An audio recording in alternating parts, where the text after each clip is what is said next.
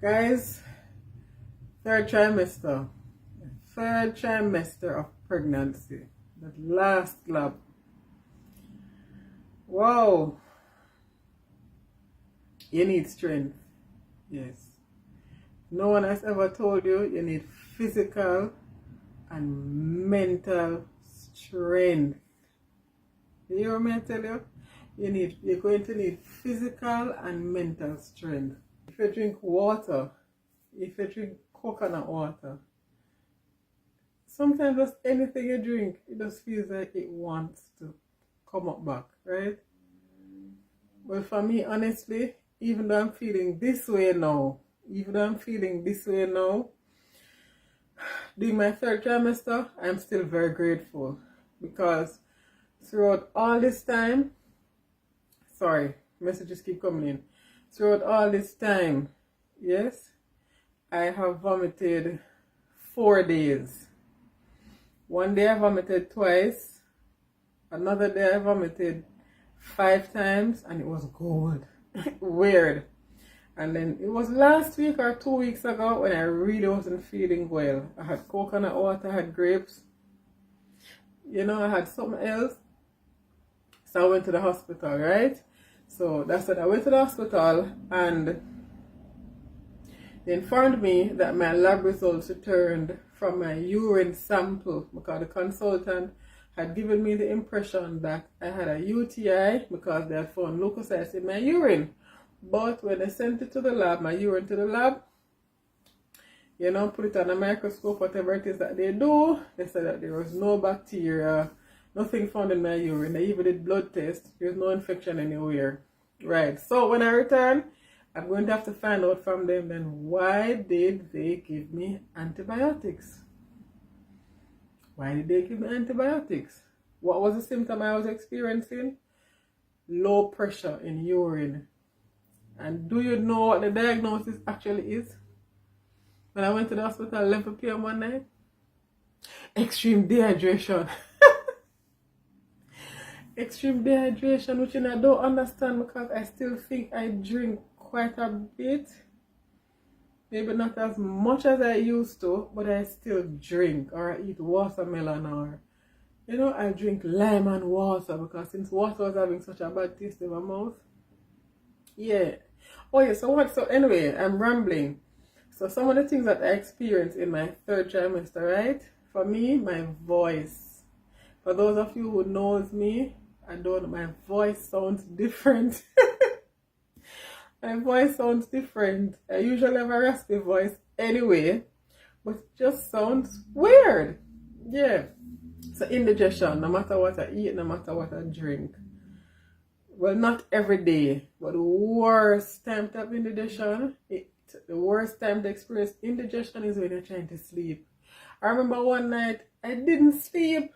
As soon as I would lay down, when I say lay down, I don't mean flat on my back because I can no longer lay flat on my back, right? When I'm sleeping, I have to heist. Is it heist or hoist? Where's my mother? My head on 2 pillows, sometimes 3, because I just cannot sleep flat or I would definitely feel sick. And I kept sitting up. I'm like, oh my god. And that is one of the nights I vomited. So indigestion was really awful. The next thing, how can I not be sure if I'm hungry or not? T will ask me, babe, are you hungry? I'm like, I don't know.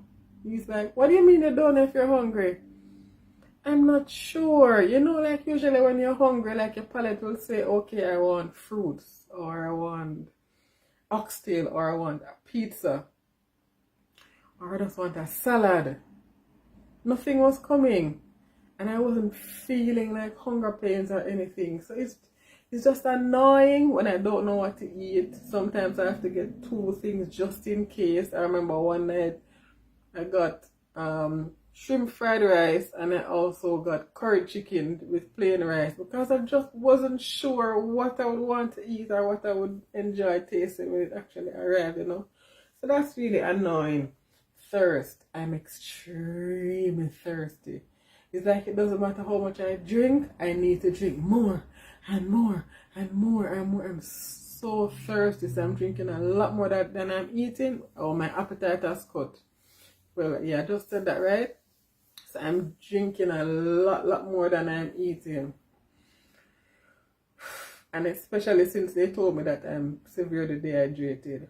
And there was someone under my comments, there was a lady in my comment section who advised me that because I am anemic, yeah, I'm low in iron, she said the extreme thirst is also a symptom of that. So I keep water by my bedside, and I make sure I take water to work with me. I take one of these each time I go to work, and I keep this at my bedside, and I drink them as I go along. Sometimes I'm full, feel like I'm bursted, and it's like I still feel like I need to drink. It's just so awful. Pain. I will get mild headaches. Yeah, I will get mild headaches, which isn't bad. I find myself getting a pain in my rib here, and it burns. When it comes, it really burns. You know, I'm usually happy when T is here that he can massage it for me. If not, I massage it myself. I also have a massager, but I'm kind of scared to use it because it's kind of rigorous and the balls are so hard in it, you know. So I have that. Sometimes I will have hip pain, yeah, hip pain. Sometimes I have sciatic pain. These days, I can't explain it. Well, I can. Where my lady bit is, like right beside there. If you can feel right beside there. Sometimes when I walk, I feel pain there. Sometimes I feel pelvic pain. Sometimes I feel pain here in my back. One thing I'm happy about though, I tend to move about really well when I'm at work. I notice that it's mainly when I'm at home that I experience certain things, even like the vomiting. I've never vomited at work, thank God. Never, ever, ever. And when I'm at work, I notice I'm more limber. I don't know if it's because I know I'm at work, so my body just functions or something, I don't know. But for the most part, I function well when I'm at work. That they keep saying I'm strong. But because I know my natural strength, so for me, I'm still lagging along and I'm, you know. But I try my best. Right, so read anemia now. So I've got some tablets. Ferrous sulfate tablets. Ferrous sulfate tablet. I also keep this by my bedside. Those are iron tablets. I have this plant-based iron. Let me show you. I have this plant-based iron from Eat to Live and Not Die. It's iron folate. So I told the consultant that I have this and I'll take this. She looked it up and said this will not have enough. Oops. She looked it up and said that this will not have the amount of iron that I need. They're medical, so they'll say that about the plant-based, right? So she said it won't be strong enough and I have 3 weeks to improve my iron levels. I suppose if it's not improved, they'll probably have to give me IV, and I don't want that. So I try to take the iron tablets. But because I have a condition, but because I'm not a sickly person, it's hard for me to take tablets. Because I don't really take tablets. I'm not taking any tablets. I'm 40 years old and I'm not on any medication. Knock on wood. Yeah, knock on wood. The baby is moving a lot more. I'm so happy about that. The only thing what I kind of don't like is when the baby moves across my navel inside. It's this weird kind of feeling. Or when he's, I don't know if it's a knee or an elbow or a shoulder, but when he sticks out the sharp when he sticks out his sharp limbs, I'm like, oh my God, take time with mommy. But the worst one is when it feels like his feet is down in my pelvic area. I'm like, oh, I gasp. Whenever he does that, I gasp. It's painful. It's bearable, but it's painful because it's sudden. Or when he moves too quickly, you know, things like that. Just make me, oh my gosh. But I'm not complaining. Honestly, guys, I'm not complaining. I'm just telling you some things that I experienced. Okay, my 3rd trimester. Okay. darkening of my skin. My face has gotten darker. I'm wearing foundation now. My face has gotten darker. I don't know if you can see my neck. My neck has gotten darker.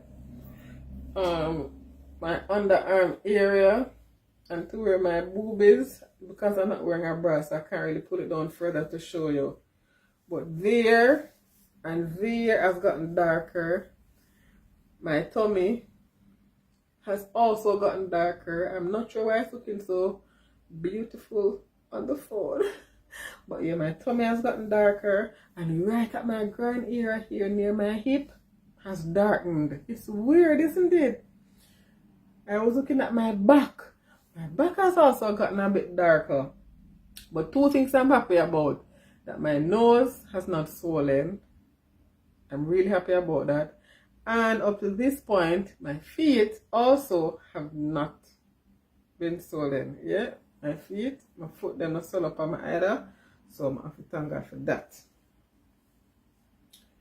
Leg cramps.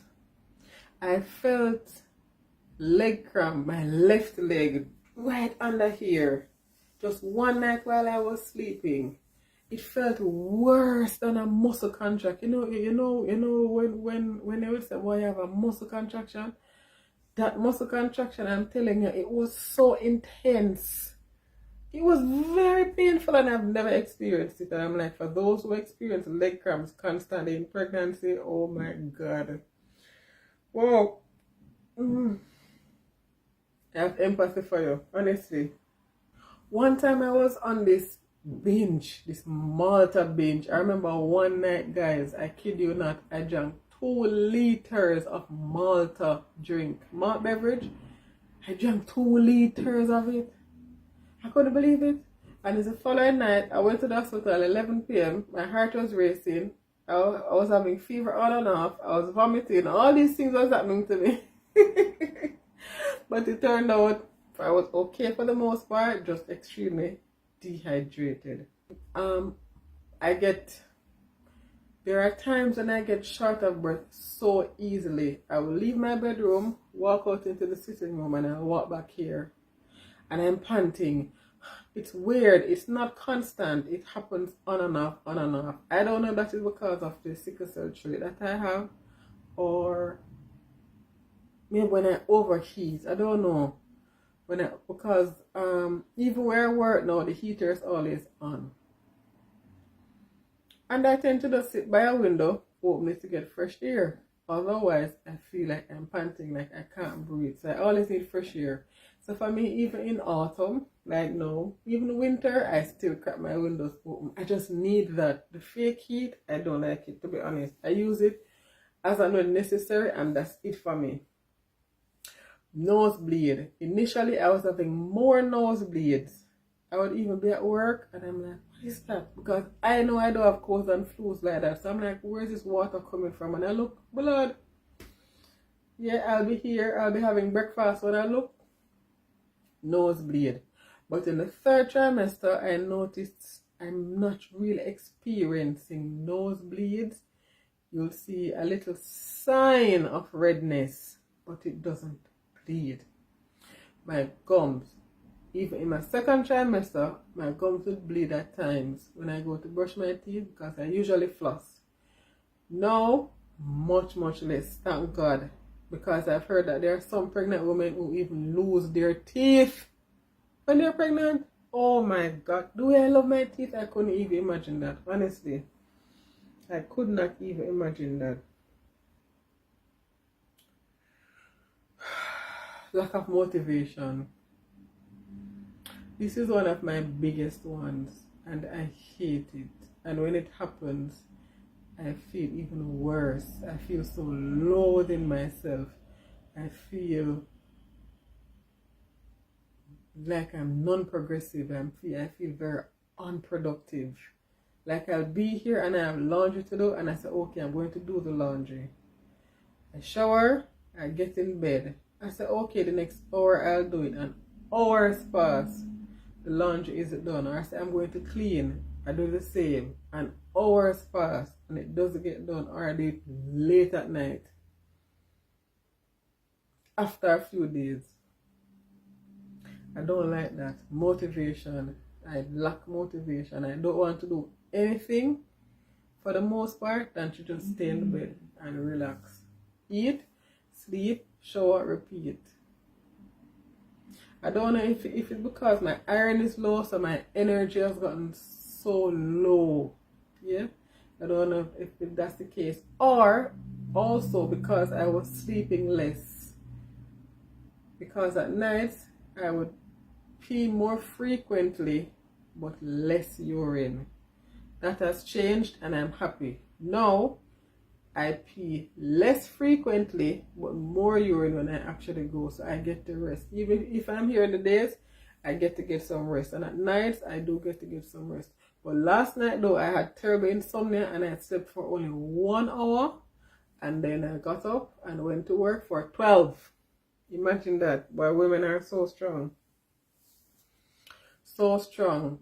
This video is so long. I really didn't want it to be more than, say, between 8 to 10 minutes. But those are the things I can remember experiencing in my 3rd trimester. And honestly, I'm anxious, I'm nervous, I'm excited. I'm not looking forward to the pain of delivery.